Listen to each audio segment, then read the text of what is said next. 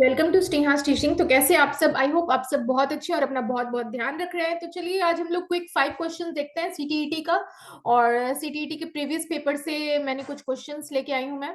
तो चलिए उन पर डिस्कस करते हैं और क्विकली 5 क्वेश्चंस देखते हैं। और आप लोग भी बनाने का कोशिश कीजिए और मैं पूरा कोशिश करूंगी कि उन क्वेश्चंस को ना ही सिर्फ आप लोग से बनवाऊं बट उसकी करेक्ट एक्सप्लेनेशन जो है वो आप सबको दूं। तो हमारा पहला क्वेश्चन है, during the period of childhood development, यानी कि पहला क्वेश्चन ये पूछ रहा है कि जो बाल्यावस्था की अवधि में जो विकास होता है, क्या कह रहा है? बाल्यावस्था की अवधि में जो विकास होता है यानी कि पीरियड ऑफ चाइल्डहुड डेवलपमेंट जो है वो क्या है। 4 ऑप्शन आपको मिल गया है, ठीक है। अब 4 में से आपको जवाब देना है। तो चलिए देखते हैं क्या है 4 ऑप्शन। पहला है कि भाई ऐसा है कि जो पीरियड जो बचपन में जो बचपन की अवधि में जो विकास हो रहा है, पहला कह रहा है कि वो स्लो हो रहा है और उसको मेजर नहीं किया जा सकता, यानी धीमी गति से होता है। एव उसमें मापा नहीं एव उसे मापा नहीं जा सकता। भाई मुझे तो ये बिल्कुल गलत लग रहा है, क्योंकि जो बच्चे हैं उनका तो बचपन में ही सबसे ज्यादा विकास होता है। कोई बड़े आदमी को आप जल्दी विकसित होते नहीं देखोगे जितना विकसित एक छोटे बच्चे होते हैं, ठीक है। तो ये तो हो ही नहीं सकता, ठीक है। पहला तो एकदम ना ही है। अगला दिया है is multi layered and complex, यानी बहुस्तरीय और मिश्रित होता है। हाँ बिल्कुल हो सकता है, क्योंकि बहुत तरीके से, बहुत अलग अलग तरीके से बच्चों का ग्रोथ होता है, मिश्रित होता है, कॉम्प्लेक्स होता है और बहु स्तरीय यानी मल्टी लेयर्ड होता है, ठीक है। हर तरीके मतलब बच्चे बहुत तरीके से बड़े हो रहे होते हैं, बहुत तरीके से वृद्धि होता है, ठीक है। और कह सकते हैं मल्टी लेयर्ड है, तो कहीं ना कहीं सही है, लेकिन हो सकता है कोई और ऑप्शन इससे भी बेहतर मिल जाए। तो चलिए बाकी दो भी देख लेते हैं कि क्या है। अगला लिख रहा है consist only of quantitative changes. भाई ऐसा है कि में केवल परिमाणात्मक परिवर्तन होते हैं। भाई ऐसा क्यों? एक लिमिटेशन क्यों लगा दिया है कि क्वांटिटेटिव यानी परिमाणात्मक परिवर्तन ही होगा? ऐसा जरूरी है क्या? क्यों? क्वालिटेटिव चेंजेस भी तो हो सकते हैं जिनको मापा नहीं जा सकता। डेवलपमेंट मतलब ओवरऑल वृद्धि की बात हो रही है, तो ये कहीं से भी सही नहीं है।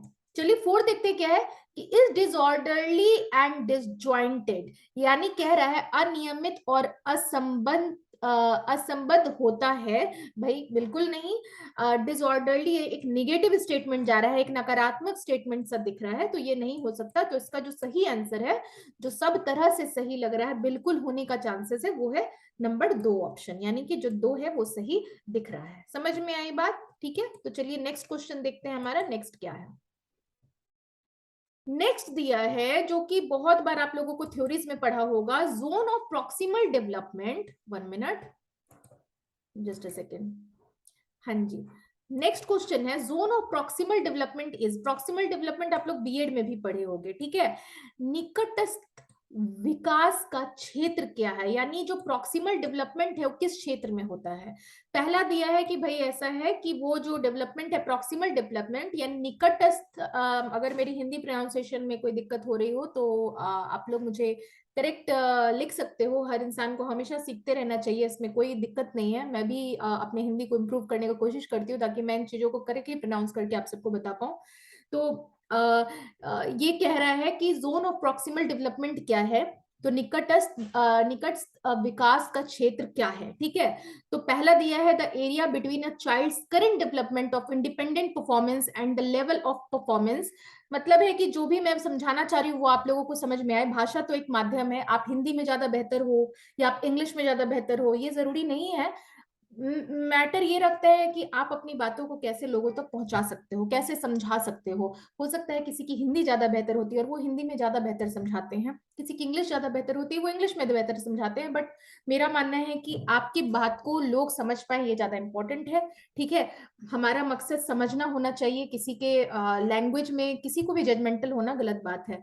तो यहाँ पे आते हैं क्वेश्चन पे back. The area between a child's current level of independent performance and the level of performance that the child could achieve with the help of adults and more skilled peers. कह रहा है कि बच्चों में वर्तमान स्तर पर स्वतंत्र प्रदर्शन और वयस्क व अधिक कौशल वाले समकक्षों की सहायता से बच्चे द्वारा उपार्जित किए जाने वाले प्रदर्शन के मध्य का क्षेत्र है। देखिए कहीं ना कहीं ये सही लग रहा है। क्यों? क्योंकि यहाँ पे ये कह रहा है कि जो अभी, यानी कि जो बच्चा अभी सीख रहा है, ठीक है, independent performance and the level of performance that the child could achieve, यानी कि अभी बच्चा जो सीख रहा है और जो बच्चे को अगर गाइड कर दिया जाए, अगर उसको सिखा दिया जाए, तब जो बच्चा सीखेगा, उसके बीच का जो एरिया बताया जा रहा है उसको जोन ऑफ प्रॉक्सिमल डेवलपमेंट बोलते हैं। यानी बच्चा पहले से जो सीखा हुआ है, अभी जो अपने तरीके से जो सीख रहा है, और कोई बड़े आदमी, कोई एडल्ट या उसका कोई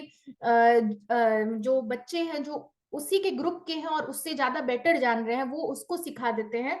तो उसके बीच का जो गैप है, उसके बीच का जो क्षेत्र है, उसी को हम लोग बोलते हैं प्रॉक्सिमल डेवलपमेंट। हिंदी में थोड़ा सा भारी भरकम लगता है सुनने में, ये एक अजीब सा शब्द हिंदी में लोगों को थोड़ा सा डिफिकल्ट हो जाता होगा, जो इंग्लिश वाले हैं, और जो हिंदी वाले हैं उनको कोई इंग्लिश वाला वर्ड डिफिकल्ट हो जाता है। बट कहने का मतलब है कि बच्चा जो अगर उसको एक सरल भाषा में सीखें, ज्यादा उसको डिफिकल्ट ना ले जाएं, वो तो टर्म ही है कि बच्चा जो अभी सीखा हुआ है, ठीक है, जो अपने तरीके से स्वतंत्र रूप से सीख रहा है, और उसको अगर कोई टीचर, कोई पीयर, उसके ग्रुप का कोई सिखा रहा है, उसके बीच का जो क्षेत्र है, वो जो एक जोन बन जाता है, वो क्या होता है? प्रॉक्सिमल डेवलपमेंट का जोन है। तो कहीं ना कहीं ये जो है ऑप्शन मुझे सही लग रहा है, ठीक है। अब दूसरा ऑप्शन यहाँ पे दिया है, a range of task that the child should be able to do as per her age but can not. यहाँ पे कह रहा है कि रेंज ऑफ टास्क, यानी कि विभिन्न प्रकार के कार्य जो कि अपने आयु के अनुसार बच्चे को करना चाहिए, परंतु वह नहीं कर सकती है या कर सकता है। भाई बहुत ज्यादा सूट नहीं कर रहा है ये आंसर। ये कैसे हो सकता है कि जो टास्क बच्चा कर सकता है अपने उम्र के अनुसार और वो नहीं कर रहा है, तो ये जो है जोन ऑफ प्रॉक्सिमल डेवलपमेंट है? ऐसा तो कुछ है नहीं। तीसरा लिख रहा है कि the process between two individuals who begin with different understandings arrive at a shared understanding. यानी कि मैं हिंदी में बता रही हूँ क्या कह रहा है, वह प्रक्रिया जिसमें शुरू में विभिन्न समझ वाले दो व्यक्ति समान समझ पर पहुंचते हैं। ऐसा तो मैंने कहीं नहीं पढ़ा है। कहीं जब कुछ भी समझ में नहीं आए तो चीजों को रिकॉल कीजिए कि आपने क्या क्या पढ़ा है। मैंने ऐसा कहीं भी नहीं पढ़ा है कि जहां पे हो कि वह प्रक्रिया जिसमें शुरू में विभिन्न समझ वाले दो व्यक्ति जो है वो एक समझ पे पहुंचते हैं। भाई जोन ऑफ प्रॉक्सिमल डेवलपमेंट में, ठीक है, निकटस्थ विकास में मैंने ऐसा तो नहीं सुना है भाई, सीधी सी बात है। अगला देखते हैं, अगला क्या कह रहा है, the process in which children learn to perform task as set by the elder members in the society. यानी चौथा कह रहा है कि वह प्रक्रिया जिसमें बच्चे समाज के वयस्क सदस्यों द्वारा निर्धारित विधि से कार्य करते हैं। मतलब जो बड़े सिखा देंगे, जिस तरीके से सिखाएंगे समाज में, उसी तरीके से जो बच्चे हैं उस चीज को करेंगे, और वही प्रॉक्सिमल डेवलपमेंट कहलाएगा। ऐसा कुछ नहीं है, कोई ऐसा गाइडलाइन नहीं है प्रॉक्सिमल डेवलपमेंट का कि बड़े बच्चे, बड़े जो लोग हैं वो बच्चे को सिखाएंगे और बच्चा धीरे धीरे धीरे धीरे उस चीज को सीखेगा और यही हो जाएगा प्रॉक्सिमल डेवलपमेंट। प्रॉक्सिमल डेवलपमेंट मतलब एक गैप है, एक जोन है। वो जोन क्या है? यानी कि कोई दो जोन है, कोई दो चीज हो रही है जिसके बीच जो है जो क्षेत्र बन रहा है वो प्रॉक्सिमल डेवलपमेंट का क्षेत्र कहला रहा है। तो वो दो जोन क्या है? तो वो दो जोन ये है कि एक बच्चा जो है वो अपने तरीके से, इंडिपेंडेंट तरीके से कुछ चीजें सीखा है। जैसे पापा बोलना सीखा है, ठीक है, पानी बोलना सीखा है, या ये पानी है, ये गर्म है और ये ठंडा है, ये सीखा है। अब कोई एक बड़ा आदमी आता है और उसको बताता है कि बेटा पापा को इंग्लिश में फादर बोलते हैं, ठीक है, बेटा पानी को इंग्लिश में वाटर बोलते हैं। तो बच्चा अपने से जो चीज सीखा है सुन के, अगल बगल के माहौल से, और उसी चीज को कोई बड़ा आदमी या कोई एडल्ट, कोई टीचर, या फिर उसी के ग्रुप का कोई दूसरा बच्चा उसको उस चीज की थोड़ी सी डेप्थ में उसको वही चीज सिखाता है, ठीक है, यानी कि दूसरे की मदद से वही चीज, वो उस चीज को थोड़ा सा बेटर सीख जाता है, ठीक है। तो वो जो एक जोन बनता है ना, वही है प्रॉक्सिमल डेवलपमेंट जोन, ठीक है। The area between a child's current level of independent performance and the level of performance that the child could achieve. क्योंकि ऑब्वियस है कि अगर उसको कोई बड़ा आदमी सिखाएगा तो ज्यादा बेहतर सीखेगा, और बच्चा खुद से अपने स्तर पे सीखेगा। तो दोनों के बीच जो गैप बना है, उसी गैप को हम लोग क्या बोलते हैं? प्रॉक्सिमल डेवलपमेंट बोलते हैं, ठीक है। सीटीईटी की जनवरी 2021 का क्वेश्चन है, सॉरी 22 नहीं, सीटेट जनवरी 2021 का क्वेश्चन हम लोग बना रहे हैं, और इसमें पेपर 1 का ये क्वेश्चन है, ठीक है। अच्छा क्वेश्चन था, मजा आया करने में। तो समझ में आ गया आपको प्रॉक्सिमल डेवलपमेंट क्या है, ठीक है। चलिए नेक्स्ट देखते हैं क्या। भाई आ गए पियाजे सर हमारे साहब। ये तो इनके बिना तो सीटेट का क्वेश्चन अधूरा है। तो 2021 हो, 22 हो, भाई 18 हो, 19 हो, हर साल में जीन पियाजेट से क्वेश्चन आता ही आता है।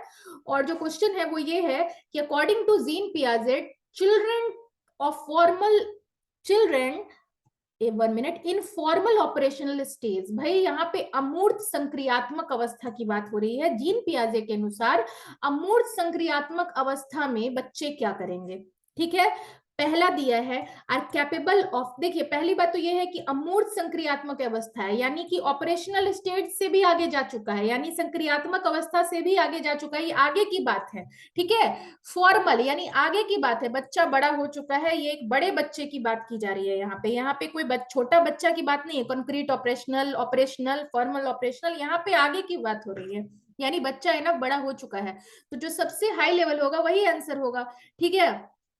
पहला दिया है are capable of hypothetic, just a second, हाँ क्योंकि यहाँ पे ये दिया था, डैश दिया था, इसलिए मैं ठीक से पढ़ नहीं पाई। हाँ, capable of hypothetico deductive reasoning, ठीक है, एंड प्रपोजिशनल थॉट। भाई ऐसा है कि परिकल्पित निगमनात्मक तर्क और क्या लिखा है यहाँ पे हिंदी में, प्रतिज्ञप्ति चिंतन करने में समर्थ है, ठीक है। मैं बार बार कह रही हूँ, अगर हिंदी में आप लोगों को अगर समझने में दिक्कत हो रही है तो आप लोग उसका इंग्लिश देख लीजिए, ठीक है, और चीजों को समझने का कोशिश कीजिए। अगर कोई अगर हिंदी प्रोनाउंसिएशन मेरी रॉन्ग भी होती है, देन आप लोग वो समझने की कोशिश कीजिए कि मैं क्या बोल रही हूँ, क्योंकि हिंदी कई बार मैं पढ़ती हूँ, बट जो बहुत ही डिफिकल्ट वर्ड होते हैं मैं उसे राइट करेक्ट तरीके से एक्सप्लेन कई बार नहीं कर पाती हूँ, ठीक है। तो यहाँ पे दिया है कि are capable of hypothetico deductive reasoning and propositional thought, कि बच्चा जो है वो जो रीजनिंग है उसको डेप्थ में जो है तर्क वितर्क की शक्ति बहुत अच्छे से आ जाती है, ठीक है, और बहुत अच्छे से वो प्रपोजिशनल थॉट यानी कि जो प्रतिज्ञप्ति चिंतन है वो करने में बच्चा समर्थ हो जाता है, ठीक है। दूसरा दिया है are bound by centration and irreversibility of thought, यानी केंद्रीकरण और अनुक्रमणीय सोच से आबद्ध हैं, ठीक है, यानी कह रहा है सेंट्रेशन एंड इरिवर्सिबिलिटी ऑफ थॉट, यानी कि बच्चा जो है बाउंड हो जाता है सेंट्रेशन एंड इरिवर्सिबिलिटी ऑफ थॉट, यानी कि थॉट इरिवर्सिबल, थॉट वो इरिवर्सिबल नहीं कर पाएगा, यानी कि ऐसा तो भाई ये कहीं से भी सही ऑप्शन नहीं लग रहा है। क्यों नहीं कर पाएगा? क्योंकि बच्चा बड़ा हो चुका है, बच्चे में थॉट रिवर्सिबिलिटी आ जाती है, यानी कि बच्चा जो है क्या कहते हैं, बच्चा जो है यहाँ पे लिख रहा है, यहाँ पे क्या लिखा है, are bound by centration and irreversibility of thought, केंद्रीकरण और अनुक्रमणीय सोच से आबाद है, तो ये कहीं से भी मुझे सही नहीं लग रहा है। अगला लिखा है can not conserve, classify and seriate, यानी संरक्षण, वर्गीकरण व श्रेणीबद्धता करने में सक्षम नहीं है। भाई क्यों नहीं सक्षम है? क्योंकि बच्चा फॉर्मल ऑपरेशनल स्टेज में है, तो बच्चा बिल्कुल सक्षम इस समय तक हो जाता है, तो ये ऑप्शन नहीं होगा, ठीक है। अगला है begin to engage in make believe and symbolic play, यानी कि प्रतीकात्मक और संकेतिक खेलों में भाग लेना प्रारंभ करते हैं।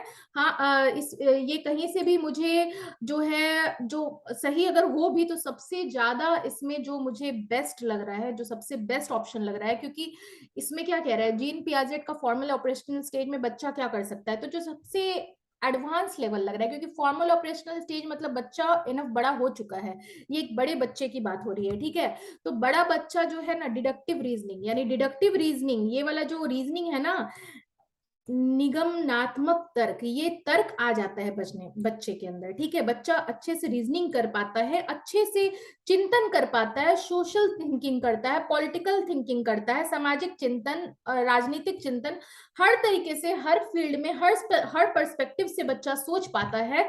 तो बाकी जितने भी ऑप्शन है ना वो मुझे सही नहीं लग रहे हैं। इसमें जितने भी ऑप्शन है, इसमें जो ऑप्शन नंबर 1 है ये सही होगा। समझ में आई बात? नेक्स्ट क्वेश्चन देखते हैं। नेक्स्ट यहाँ पे लिख रहा है eight which stage of, just a second, हाँ, at which stage of Lawrence Kohlberg's theory of moral development do individuals believe that actively maintaining the current social system ensures positive human relationships and societal order? यानी Lawrence Kohlberg की नैतिक विकास के सिद्धांत के अनुसार व्यक्ति किस अवस्था में है जब वह विश्वास करता है कि वर्तमान सामाजिक प्रणाली को सक्रियता पूर्वक बनाए रखने से धनात्मक मानवीय संबंध और सामाजिक वर्ग सुरक्षित रहता है। ठीक है, तो इसका पहला ऑप्शन है कि the punishment and obedience orientation, दूसरा है the social order maintaining orientation, तीसरा है द इंस्ट्रूमेंटल पर्पस ओरिएंटेशन और चौथा है the universal ethical principle orientation.